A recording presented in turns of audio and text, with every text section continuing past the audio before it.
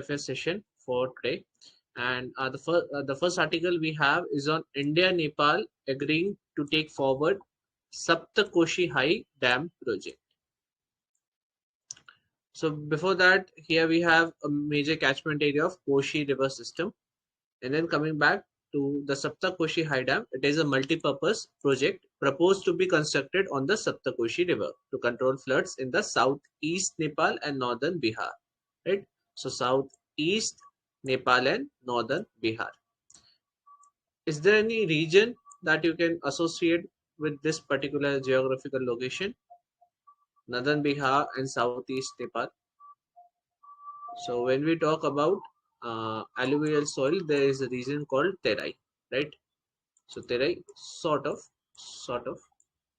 is to the west of this particular region. So significance of hydropower cooperation in Indo-Nepal relations. So for India, it can address the severe deficit in coal-based power plants by providing an alternative way. For Nepal, it is expected to provide self-sufficiency and increase foreign exchange through export. Now, help India minimize the geopolitical influence of China and firm its presence in Nepal. Recently, a memorandum of understanding was signed between Nepal and India to develop the West Seti and Seti River projects, which was abandoned by China. Earlier in 2018, China withdrew from the project, citing issues of resettlement and rehabilitation from West Seti River projects. The project can also be extended to other regional partners under the BBIM framework for cross-border energy cooperation. Measures to be taken to improve hydropower cooperation, so conducting proper study of investment scenario at the preliminary stage. Revised electricity rates and power sharing by Indian authorities to adequately meet Nepal's power needs, and both the riparian states engaging as equals to address each other's concerns effectively. About Saptakoshi, so the Koshi or Saptakoshi River is an intermittent river running both in Nepal and India. It is one of the biggest tributaries of Ganga, and Saptakoshi is the largest river of Nepal, comprising of 7 large tributaries, namely Tamakoshi, Arunkoshi, Dudkoshi, Tamurkoshi, Bhutekoshi, Sankoshi, and Indravati. Right.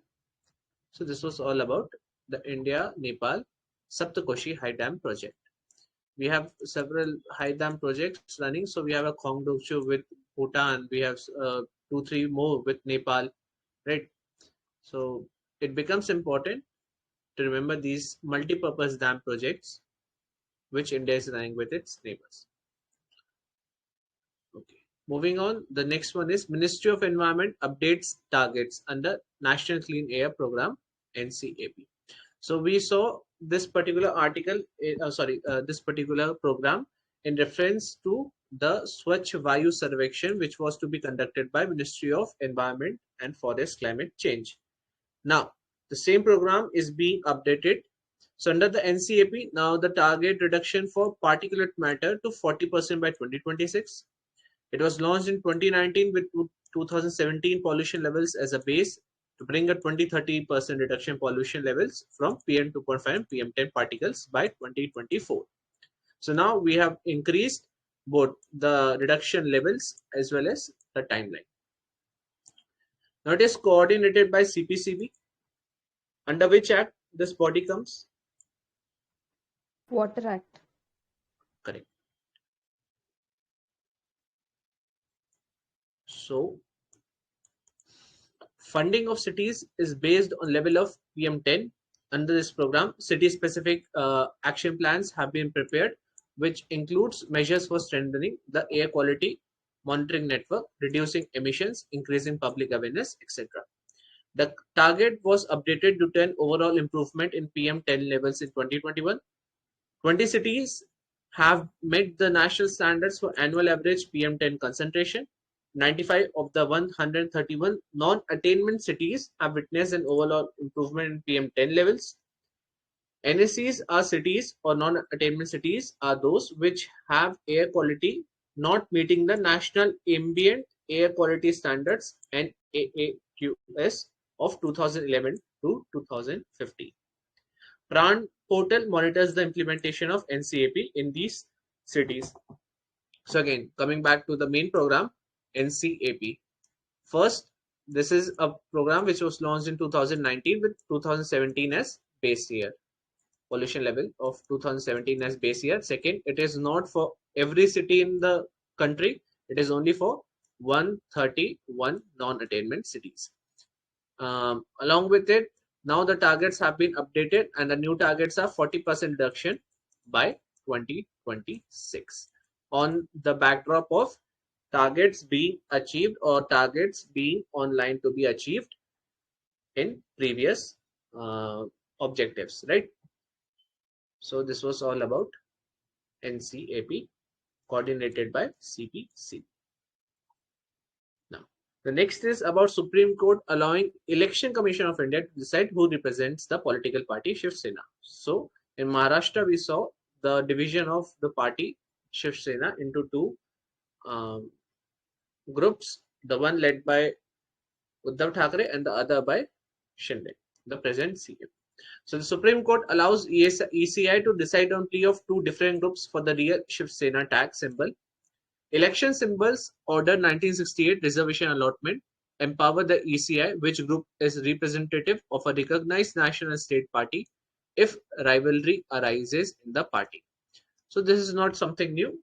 The ECI has been recognizing the parties who would be rightful here of the erstwhile parties, symbols, and other flags or other representative symbols. So the decision of ECI is binding. Splinter group of the party other than the group that got the party symbol had to register itself as a separate party. We saw a particular example of this in Bihar few years back when Nitish Kumar separated in JDU, right? So Nitish Kumar faction got the title, the symbols, and every representative symbol that belonged to JDU, while the other group, which was led by Sharad, I forgot the full name of the politician, so he had to form a separate party. Now, Splinter group of the party had to register itself as a separate party and could lay claim to national or state party status only on the basis of its performance in state or central elections after registrations. So not previously what the record was, the party was being the previous record the party was holding, not on the basis of that, but after registration the performance of the new parties will accord them the status of either state or national party status. Now, for splits in registered but unrecognized parties, the EC usually advises the warring factions to resolve their differences internally or to approach the court. And in almost all disputes decided by the EC, so far, a clear majority of party delegate, office bearers, MPs and MLAs have supported one of the factions. Whenever the EC could not test the strength of rival groups based on support within the party organization because of disputes regarding the list of office bearers, it fell back on testing majority only among elected MPs and MLAs. So we saw the power of ECI, an important act of Election Symbols Order 1968, which pro bono is empowering the ECI to decide which faction would be called national or state party. Okay. Next is about warming of oceans, so a reason why hurricanes are getting stronger and faster. Expert believes that warming the ocean is one of the key reasons for such strengthening hurricanes. Relation between warming oceans and strengthening hurricanes. So warmer ocean, higher winds. Storms gather strength over the ocean, and warmer the water, the more power they pick up. Since 1901, sea surface temperatures SSTs have risen by an average of 0.14 degree Fahrenheit per decade, as per data from US National Oceanic and Atmospheric Administration. Winds intensify more rapidly, so warmer oceans also make the rate of intensification more rapid. Researchers have found that likelihood of a hurricane undergoing rapid intensification has increased to 5% from 1% since the 1980s. And hurricanes are tropical storms that form in Atlantic Ocean with wind speeds of at least 119 kilometers per hour. Cyclones and typhoons are other types of tropical storms which are formed in South Pacific and Indian Ocean and Northwestern Pacific Ocean respectively. Okay, so USA will be observing a cyclone, right? What it will be calling that particular cyclone? Hurricane, cyclone, or typhoon? For USA, it is hurricane. Sure. Yeah. For India, it is cyclone, and typhoon is for Japan.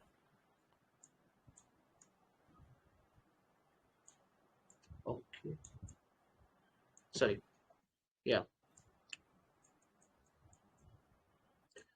Any other name for any other part of the map?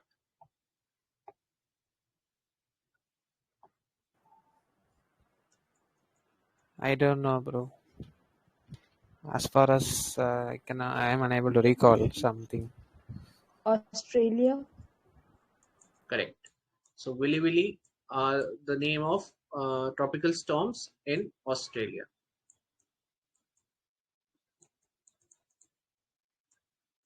Right. Okay. So this was all about hurricanes. Here we can say that warm seawater, hurricane over warm seawater, and if there's a cooler surface, the hurricane tends to weak because there's a cooler deep water mixing over here. Now, when there's a warmer deep water mixing, it strengthens the hurricane, and this is why we are seeing strengthening of hurricanes over period of time. Now, next is about Ministry of Consumer Affairs, Food and Public Distribution, which has launched IEC campaign on fortified rice.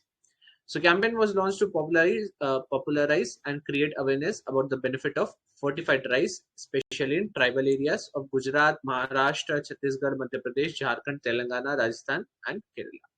Fortification is the process of adding fortified rice kernels or FRK containing FSSAI prescribed micronutrients, which includes iron, folic acid, and vitamin B12 to normal rice, custom milled rice in the ratio of 1:100.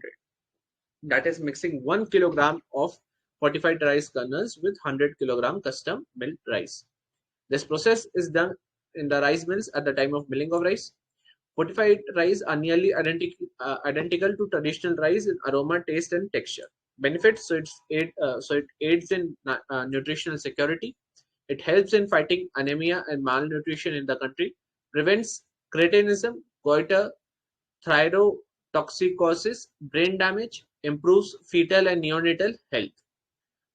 Fortified rice is also being distributed under Saksham Anganwadi and Poshan 2.0, which was erstwhile Integrated Child Development Scheme. And then we have a centrally sponsored pilot scheme, Fortification of Rice and its distribution under PTS. So while rice is a major source of carbohydrate, it is however low in micronutrients. During the rice milling process, husk, bran, and germ are removed to produce the commonly consumed white rice. Milling also removes fat and micronutrient-rich bran layers, and polishing of the grain further removes 75 to 90% of vitamins B1, B6, B3, B3 also called as niacin, and okay. Now, next article is about government releasing India Tourism Statistics 2022 on the occasion of World Tourism Day. So few days ago we saw Dhamshala Declaration. Today we are seeing India Tourism Statistics 2022. So according to data highlighted in the report, COVID-19 pandemic and resulting destruction saw the foreign tourist arrivals in India dip by 44.5% in 2021. Other key highlights. So the top countries from which foreign tourists arrived in India included US, UK, Bangladesh, Canada, Nepal, Afghanistan, and Australia. Number of Indian nationals departing the country saw a rise of 7.3% in 2021. The UAE was top destination for Indians in 2021, followed by US, Qatar, Oman, and UK. Only 1.6% of all tourists worldwide comes from India. Domestic tourism in India saw a minor revival with an increase of 11.05%. India's ranking in Global Travel and Tourism Developmental Index is 54th in 2021. Steps taken to rejuvenate tourism industry is our Swadesh Darshan scheme, a central sector scheme launched in 2014-15 for the integrated development of theme-based tourist circuits. We have Prasad scheme launched also in the year 2014-15 to focus on development and identification of pilgrimage sites across India for enriching the religious tourism experience. And then we have a draft national tourism policy to transform our tourist destinations. So this was all about the government's India's tourism statistic 2022 report. Let's move on to prelim section. So we have UAPA 1967. So Ministry of Home Affairs imposed a ban on PFI and associate organization. The UAPA is India's main law against terrorism and terrorist activities that allows the government to declare an organization unlawful association or terrorist organization. An amendment in the UAPA in 2019 added a provision by which individuals can be designated as terrorists. Such declaration of an organization would lead to criminalization of its membership and the forfeiture of the properties of the organization. Next, we have Dibang Hydel project. So we know Brahmaputra has three main tributaries, Dihang, Dibang, and Lohit. So out of this Dibang Hydel project, why it's in news? So the NGT has dismissed the suo motu case on the grant of forest clearance for the 3000 megawatt Dibang Hydel project without meeting the precondition of declaring a national park. The DHP has been designed as the world's tallest concrete gravity dam at 278 meters above sea level. The Dibang Dam will be located approximately 1.5 km upstream on the confluence of Ashupani and Dibang rivers, approximately 43 km away from Roing, the district headquarters of Lower Dibang Valley district. Next, Carl Gustav M4. So Sweden has announced plans to manufacture its Carl Gustav M4 weapon system in India. Army has been using the MK2 and MK3 versions. Now, Carl Gustav recoilless rifle is a man-portable multi-role weapon system that allows dismounted soldiers to effectively deal with multiple challenges on the modern battlefield. Adaptable and flexible, the system is constantly evolving to satisfy future user and market needs. The M4 weapon system is capable of firing a variety of ammunition, including anti-armor and illumination rounds, with a maximum range being 1500 meters. Next, we have very short range air defense system. Very short range air defense system missile. So DRDO conducted a successful test flight of V-Sharad missile. So this V-Sharad is a man-portable air defense system designed and developed indigenously by DRDO.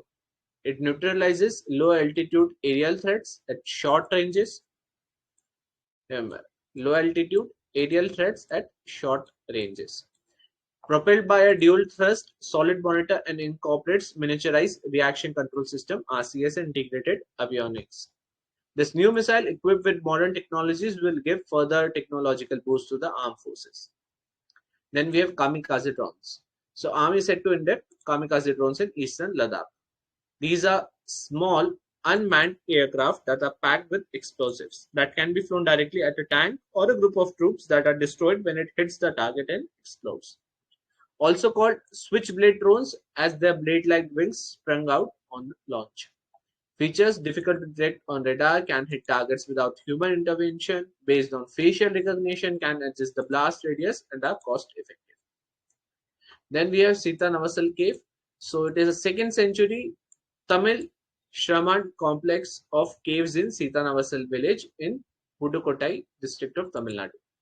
It's an abode for Jain saints. The paintings in the temple were excavated through around 4th to 6th centuries using the fresco secco technique, a process that dispenses with preparation of the wall with wet plaster.